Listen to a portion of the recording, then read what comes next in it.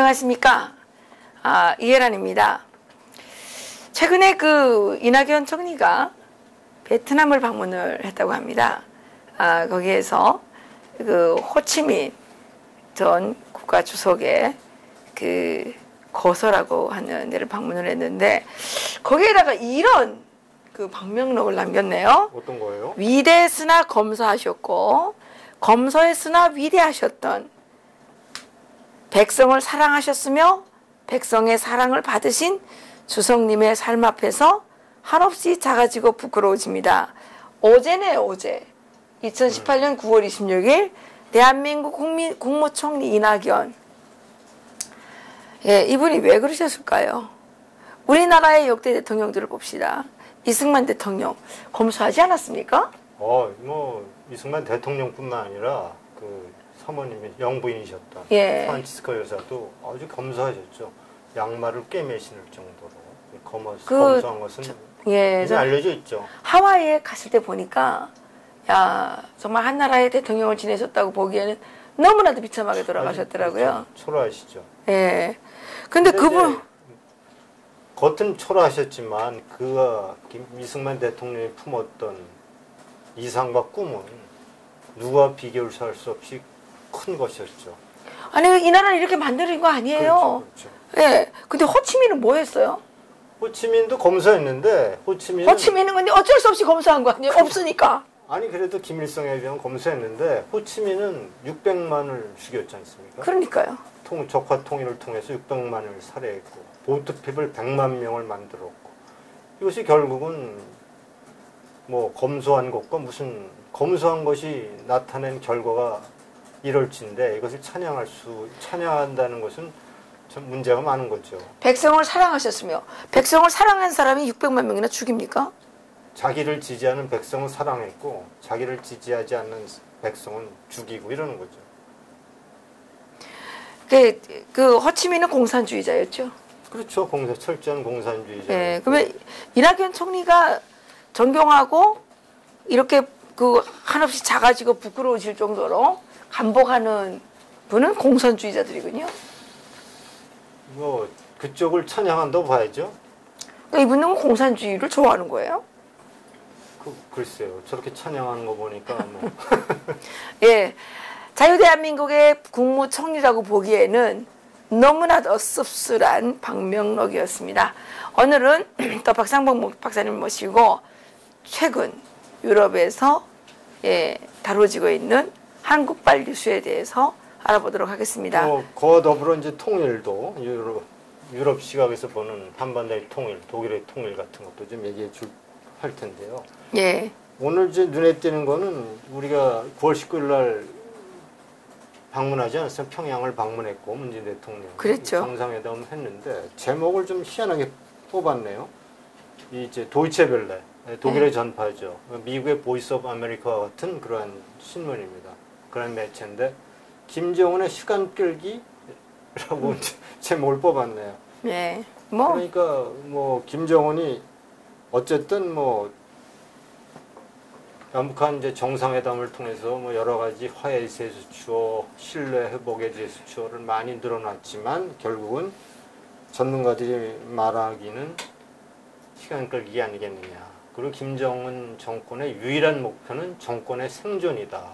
그럼요. 그렇기 때문에 어떻게 해서든지 한미 간에 균열을 만들고, 그리고 그로 인해서 한미 공조를 와해시키고 대북 제재를 풀기 위한 것이 결국은 김정은의 최종 목표다. 그래서 지금 시간 끌기를 하고 있다. 이런 보도를 정상회담 그날 도이체벨레가 한 것이 눈에 띄네요. 독일 사람들도 아는데 문제는 왜 몰라요? 글쎄요. 그게 정말 희한한 일입니다. 이제 여기서 제가 한 가지 좀 짚고 넘어가고 싶은 것은, 문재인 대통령이 이렇게 얘기하지 않았습니까? 김정은과 함께 새로운 미래를 개척해 나가자. 새로운 조국을 만들겠다 그랬어요. 새로운 미래, 새로운 조국. 새로운 미래, 새로운 조국이 뭘까요? 그러니까요. 통일 아닐까요? 통일? 김정은과 통일을 하겠다는 얘기 아닐까요? 연방제 통일국가겠죠. 그렇겠죠. 예. 그래서 이게 지금 독일 같은 경우에 이제 우리가 정상회담을 우리가 지금 3차례 하지 않았습니까? 김대중 대통령, 김대중, 노무현, 문재인 이렇게 세 대통령이 총 5번 했죠. 근데 그렇죠. 전 5번 했는데 문재인은 3번씩이나. 문재인 3번씩이나 했는데.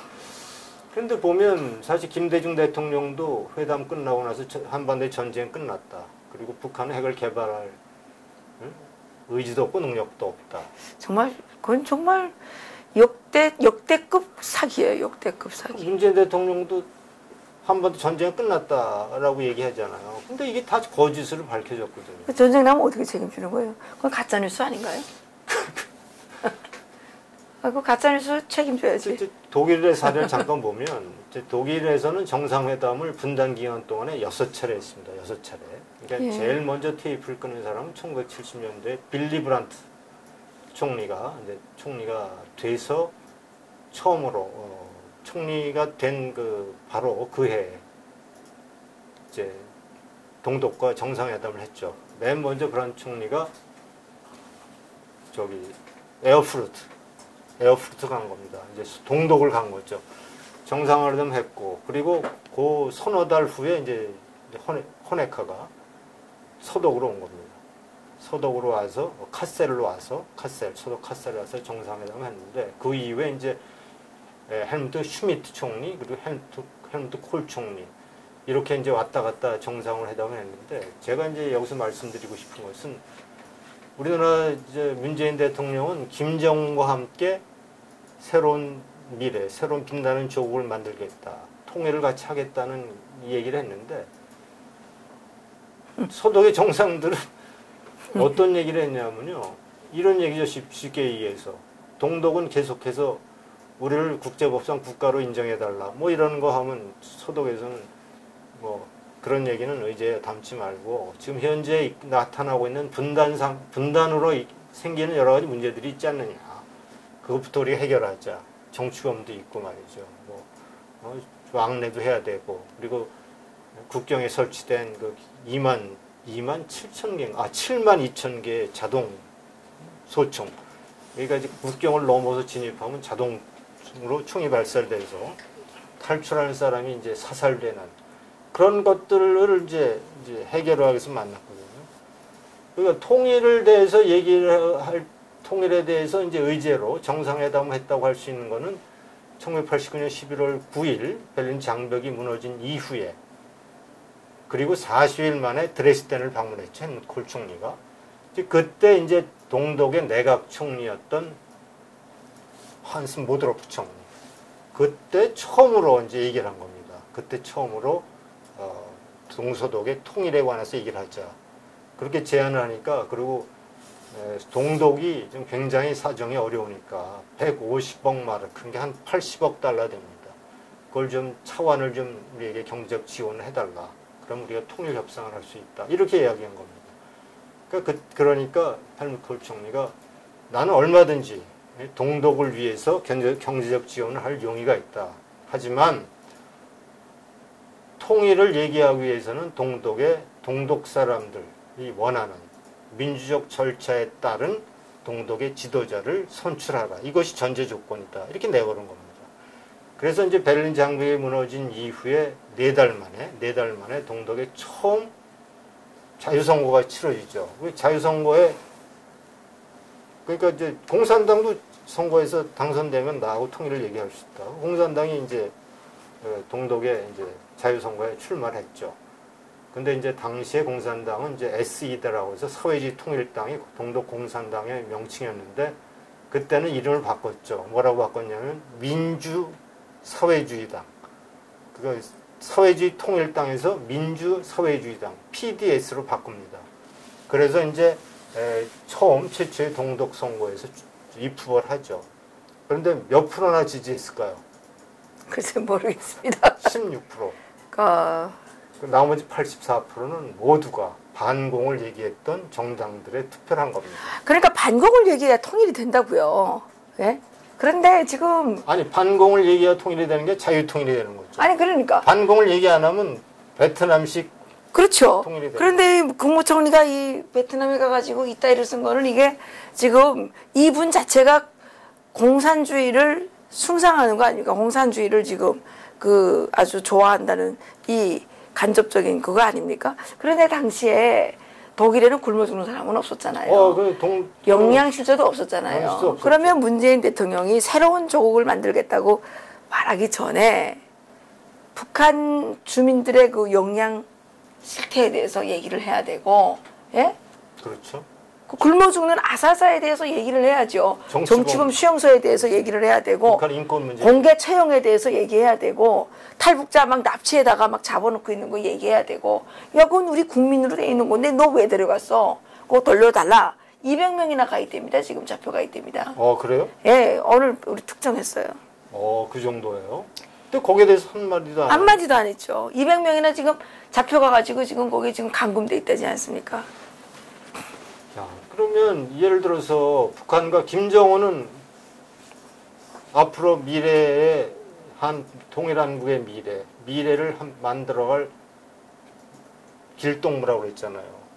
그럼 길동무가 미래를 만들어갈 길동무가 아니라 깡패들이죠. 길동무가 과거에 뭐 했는지는 전혀 무시한다는 얘기네요. 아니 그 깡패 따라다니다가 다 같이 맞아 죽는 우리가 거죠. 크게만 봐도 우리가 이제 북한의 만행을 보면 말이죠. 뭐 1950년 6.25 전쟁서부터 1968년 1월 22일 청와대 습격 사건, 버마 랭군 폭파 사건, 또 뭐 도끼 만행 사건, 칼기 납치 사건. 천하나. 칼기 납치 사건은 해서 칼기가 중동에서는 칼기를 떨어뜨린 사건 있지 않습니까? 그렇죠. 폭파시킨 김현희 그 네. 사건 말고 예전에 또 있죠. 납치 있죠. 네. 강릉에서 이제 부산으로 가는 비행기를 납치해서 평양으로 납치했잖아요. 예, 맞아요. 있어요.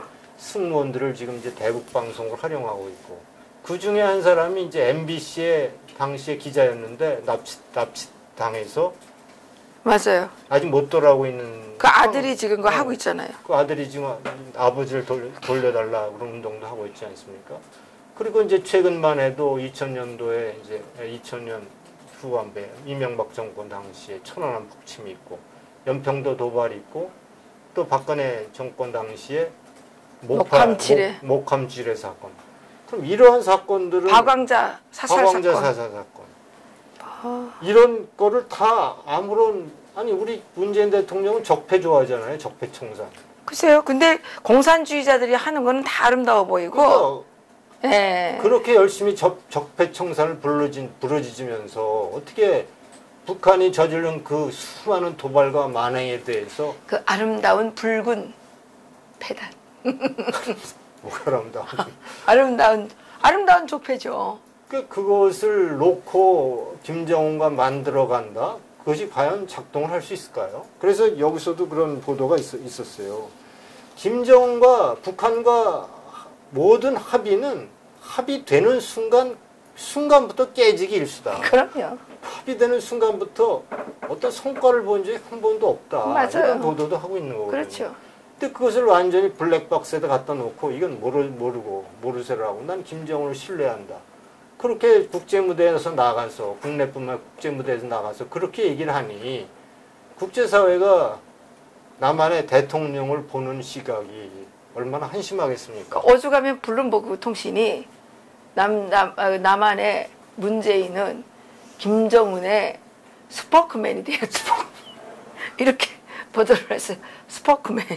아니 그리고 우리가 5년 동안에 대통령직을 위임한 거지 헌법과 어긋나는 그러한 김정은과 함께 이룬 통일에 같은 그러한 통일 얘기도 마음대로 김정은과 합의하도록 누가 위임했습니까? 그건 반헌법적. 그래서 계속 지지율 말하지 않습니까? 네? 지지율이. 그래서 그 지지율이 말하지 않습니까? 그러니까 지지율이 그렇게 높으면은 헌법 위반해도 되는 거예요? 그러니까요. 그 지지율 계속 얘기하잖아요. 과거에 나치 정권이 히틀러 정권이 뭐 지지율이 없는데 유태인들 학살한 줄 알아요? 다 군중들 다 광장에 모아놓고 연설하면 군중들이 감동하고 히틀러 부르면서 홀로코스트 만들어내는 거 아니에요? 그 북한에서 300만 명 굶어 죽을 때 김정일 지지율은요 100%였어요.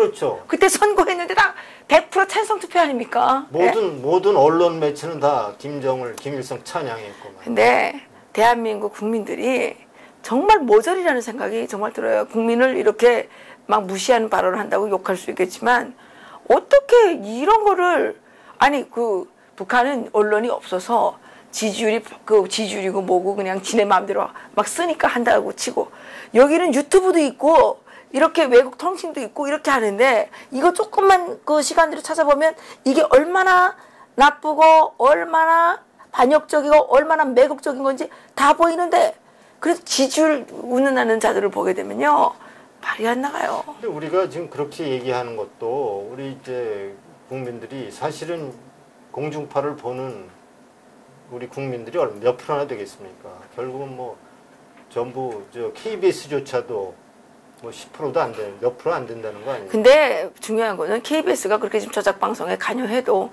지들도 나중에 죽을 거예요. 그건 모르겠지만 어쨌든 지들도 죽겠지. 뭐 누구만 죽겠어요. 그래서 우리 국민들이 그 지지율도 사실은 그것이 정말 뭐 70%다 이런 걸 누가 믿을 수 있는지. 아니 글쎄 김종일이 300만 명 굶겨 죽을 때도 지지율 100%였다니까요. 거긴 유튜브는 없었잖아요 당시에. 유튜브 없었죠. 유튜브는 없었는데 여기는 이제 뭐 맨날 지지율 얘기하니까 그런데 지금 청와대가 또 뭐 저기 뭡니까 민간단체 기독교 단체를 무슨 가짜 뉴스 공장이라고 한겨레 신문에 막 이만하게 했더라고요. 그래서 난 이걸 보면서 뭘 느꼈냐면 그 지금 청와대 대변인으로 간 사람이 그 한겨레 기자 아닙니까? 그렇죠, 그렇죠. 예, 그러니까 야 이게 이제는 그 한겨레 신문이 청와대 심부름꾼 센터가 됐느냐? 그렇죠. 예, 아니면 그 사람들 말대로 보수 우파 기독교 이 단체를 털어내는 털이 공장 역할을 도맡아 하는 것이냐? 이 청와대 하수인이 아니고서는 이렇게 할 수가 없는 거죠. 자기들이 만드는 거는 가짜 아닙니까? 그러면 자기들도 맨날 가짜 쓰잖아요, 지금. 가짜 페이크 뉴스 따지면 지금 청와대가 제일 많이 할 거예요. 청와대도 그렇고 지금의 공중파도 많이 했죠. 뭐 많이 하죠, 지금. 지금도 하고 있고. 그러게 말이에요. 네, 아니 어느 방송에서는 시리즈로 펜앤마이크. 시리즈로 그 페이크 뉴스를 만든 사람은 실명을 거론하면서 지금 아니 그 최고의 페이크 뉴스 만든 사람은 손석희 사장이잖아요. 그러니까 말이에요. 그 태블릿 PC. 그 지금 실체가 없었어요. 그런 건 문제시 안 삼나요? 몰라요. 아니 뭐 그건 뭐 문제 삼겠습니까? 다 자기네 친구인데 동지인데 동지의 죄는 죄가 아니고 아름다운 족패고 타인의 그 조그만 실수는 완전히 뭐 청산돼야 할 적폐고 그런 거죠.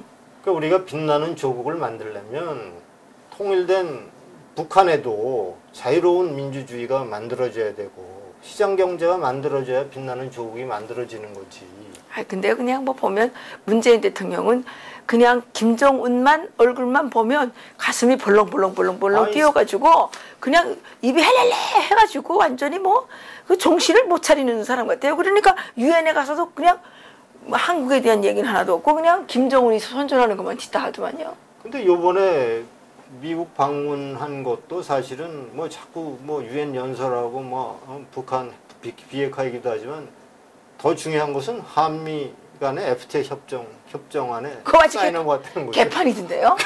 아니 그때 정동영 씨랑 그때 옛날에 그 이명박 때 그 FTA 잘못했다고 얼마나 난리를 쳤어요. 그러게 말이에요. 그러면 이번에 그 뭐야 자동차 25,000대에서 5만 대로 지금 우리나라 수입하라고 아닙니까?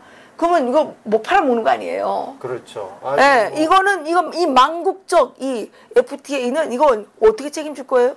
이거 말해야지.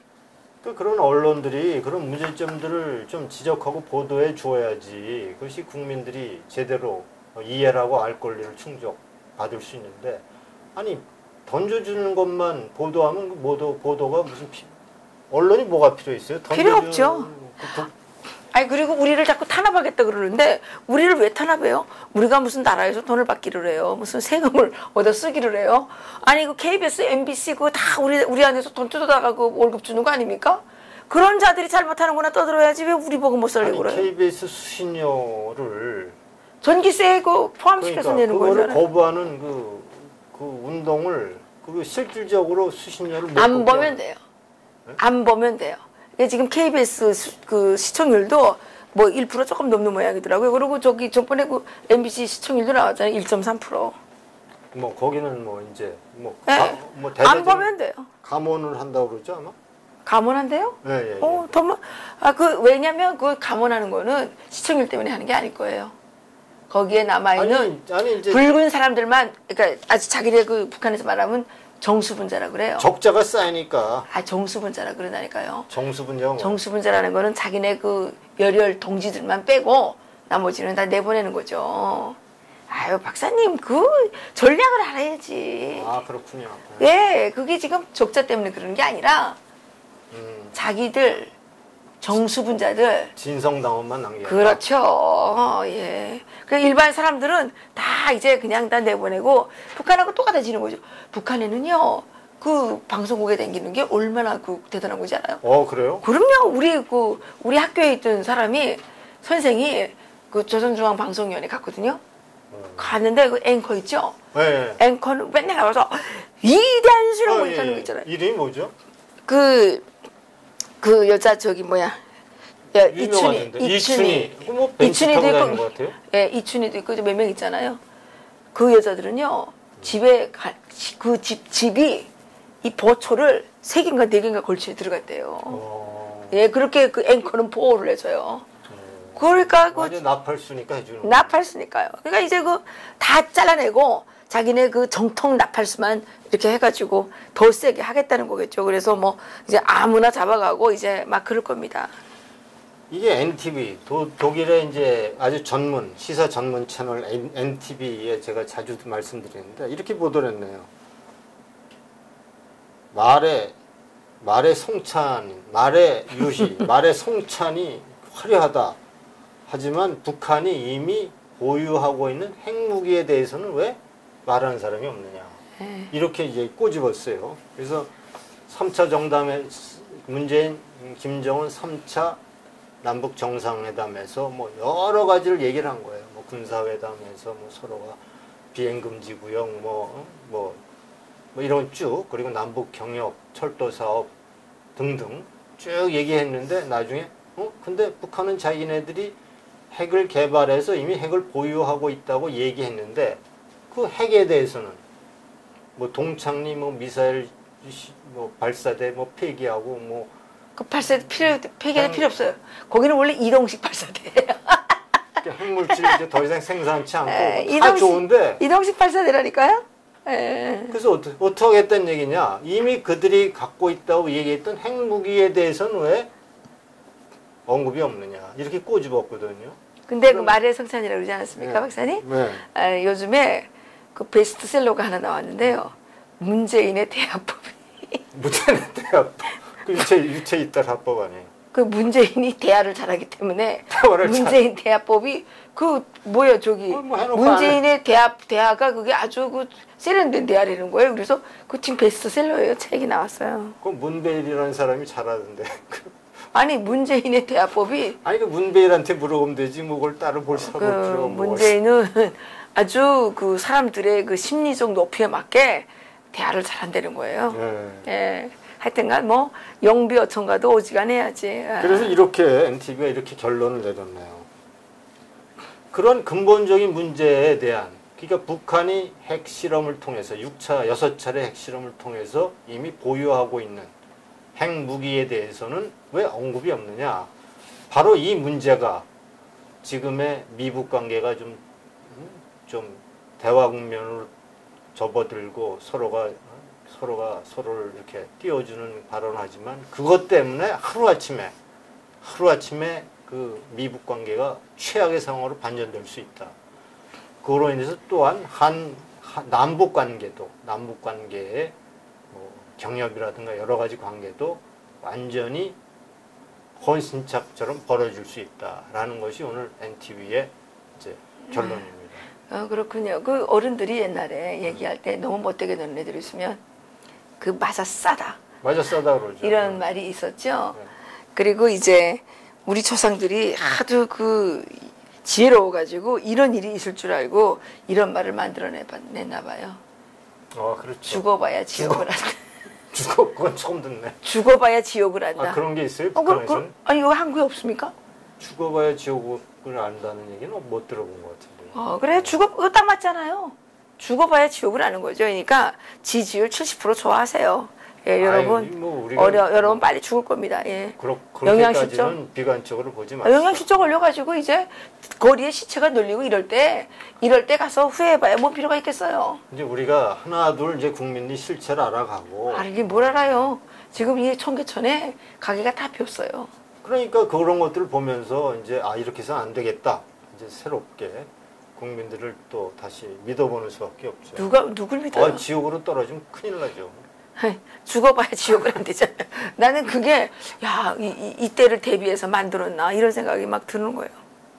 그러니까 뭐 지금 어쨌든 얼마나 이 정부가 감출 게 많고 약점이 많으면 그래 그 1인 유튜브 방송을 탄압하고. 그러게요. 우리가 이거 하는 거 유희예요, 유희.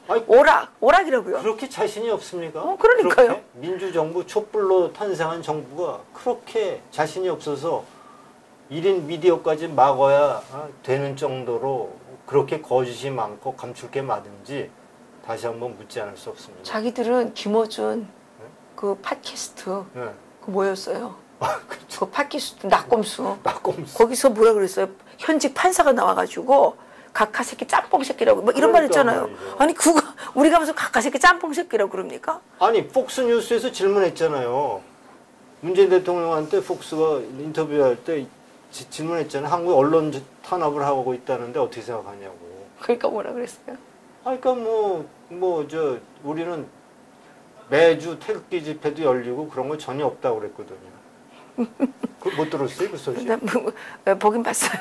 근데 또 뭐 거기 가가지고 무슨 삔이 빠졌는지 뭐 비핵화 안 하면 다 중단하면 된다 이따 소리도 했더라고요. 김정은이한테 당장 혼내려고. 아니죠. 대통령이 할 얘기 아니고. 그렇게 무책임한 얘기를 하는 게 어디 있어요? 코미디언이 할 얘기죠. 그러니까. 그런 무책임한 얘기를 함부로 할 수 없죠. 미국도 그 정전선언 해주자 그랬다가 안 되면 다시 하면 될 거 아니냐 뭐 그런 말이 없죠. 종전선언을 한 후에 나타날 국제적인 파장 같은 것들을 점쳐봐야죠. 그럼 전문가들이 여러 가지 얘기하지 않습니까? 종전선언이 가지고 올 파장에 대해서. 그런 거 다 무시하고 그렇게 마음대로 누구 마음대로 이렇게 종전선언을 자꾸. 초등학교는 나오셨습니까? 그분이? 글쎄요. 나오긴 나왔는데 그건 잘 모르겠어요. 국문 해독 능력이 좀 떨어지는 것 같아요. 근데 우리가 자유통일 칼리지. 예. 그게 지금 1기를 성황리에 마쳤고 2기가 이제 본격적으로 이제 10월 6일 날 시작이 됐는데 추석이 끼어서 그런지 조금 저조했는데요. 예, 칼리지에 좀 등록을 많이 해주시면 좋겠습니다. 자유통일 칼리지는 이제 우리가 크게 이제 세 테마로 나눌 수 있습니다. 하나는 이제 통일에 관한 것, 또 하나는 이제 국제 정치, 그리고 이제 북한. 근데 이제 우리가 북한 얘기할 때는 최고로 북한을 보고 북한을 얘기하는 사람들이 한국에 굉장히 많아요. 한국에 현 정부에도 많고 통일 전문가도 많은데, 근데 북한은 얼마나 책에다가 얼마나 선전선동을 잘해놓습니까? 북한 책만 보면 북한은 지구상의 낙원이죠. 그런데 이제 북한을 현지에서 살아보고 북한에서 이제 각 주요 포스트에서 일했던 김일성 대학을 나오시고 만수 건강연구소에서 일했고 등등 북한에 아주 최고의 살아있는 전문가들이 이제 북한 문제를 다루고 이렇게 해서 크게 세 파트로 나눠서 자유통일이 되지 않으면 통일된 미래도 사실은 의미가 없다. 자유통일이 되어야 통일된 미래가 통일 한국이 선진 강국으로 도약할 수 있고 그리고 북한 주민에게도 자유와 경제적 풍요로움이 보장된다는 그런 것들에 대해서 이론적이고 그리고 소독, 독일, 예멘, 베트남의 통일을 통해서 우리가 자유통일의 탄탄한 이론적 배경과 현실적 사례들을 우리가 비교해 가면서 준비하는 그러한 이제 우리 커리큘럼이 되겠고요. 그렇게 크게 북한, 통일, 국제정치. 국제정치는 이제 뭐 지금 북한 비핵화가 있지만 크게는 미중 간의 패권 싸움 속에서 또 이해할 수 있고 이런 것들을 우리가 총 13주죠. 13주. 13주를 거쳐서 총 23분인가요? 23분 네. 강사. 아주 네. 최고의 전문 강사진들이 이제 이렇게 자유통일 칼리지에서 강의를 맡아서 해주기로 하셨습니다. 그러니까 여러분께서는 자유통일 문화원을 클릭해 들어가시면 거기에 팝업창에 자세한 내용이 소개되어 있습니다. 네. 아직 좀 여유가 있으니까 좀 많이 그래요. 신청해 아직 주시면. 여유가 있으니까. 예. 그 졸업하신 분들의 그 피드백을 그러니까 반향을 들어보니까 네. 자유통일 칼리지를 다니기 전에 생활과 이 세상과 칼리지를 졸업한 이후의 세상은 완전히 달라 보였다 이렇게 달라 얘기하시는 보였다. 분이 계시더라고요. 특히 교회 다니시는 분들이 더 많은 이 감동을 느끼시는 것 같아요. 그 저희들이 뭐 통일에 대해서도 이제 아주 그 자유 민주주의 시장경제 통일을 위해서 저희들이 이승만 대통령에 대해서도 이제 좀 다 다루고 있고 또 그 근현대사 그죠? 그렇죠. 대한민국의 근현대사 자유민주주의에 입각한 대한민국의 근현대사도 그 하고 있고 또 뭐 저기 뭡니까 북한의 근현대사도 다루고 있고 그래서 저는 아주 그 자유통일 칼리지를 졸업하시면 여러분들이 세상을 보는 눈이 정말 달라지지 않을까 네. 생각됩니다. 네. 네. 이렇게 좀 많이 좀 관심 그렇죠. 기울여주시기 바랍니다. 균형 감각을 많이 가지시겠죠. 이렇게 뭐 지지율이 높다 그래서 막 휩쓸려 가가지고 바보 같은 소리를 하지 않는 최소한. 그렇죠. 예. 우리 자막에 안내사항이 이렇게 나올 나갈 테니까 겁니다. 여러분 이제 신청해 주시면 감사하겠습니다. 네. 오늘 예. 여기서 마치겠습니다. 네, 감사합니다. 예, 고맙습니다.